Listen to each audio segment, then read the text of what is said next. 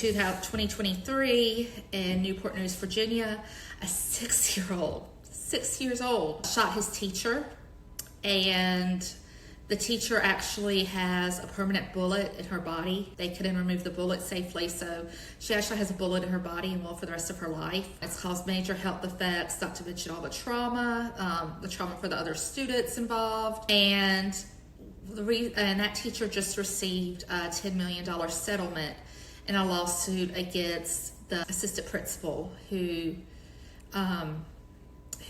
really ignored this. It was reported that the student could have a weapon, and she just stayed in her office and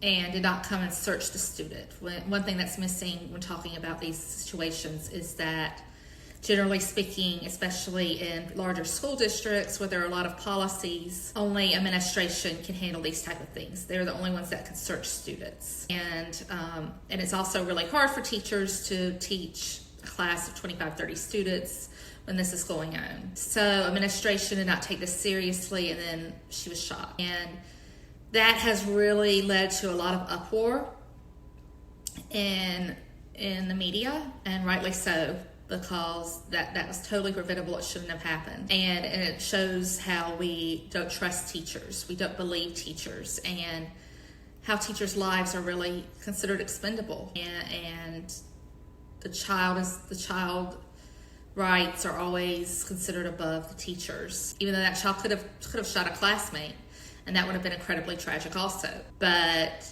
it was just not seen enough as a priority. Safety was not seen enough as a priority in this case, and with very, very tragic consequences. And there were actually people who testified saying that that this was just part of the job, that this was a workers' compensation issue. Violence is an occupational hazard. It shouldn't be that way in our schools. And of course, that teacher's no longer teaching, and I don't blame her. I wouldn't teach either. And it just is very disheartening to hear some of this, what this poor teacher went through, and the fact that it was considered part of her job.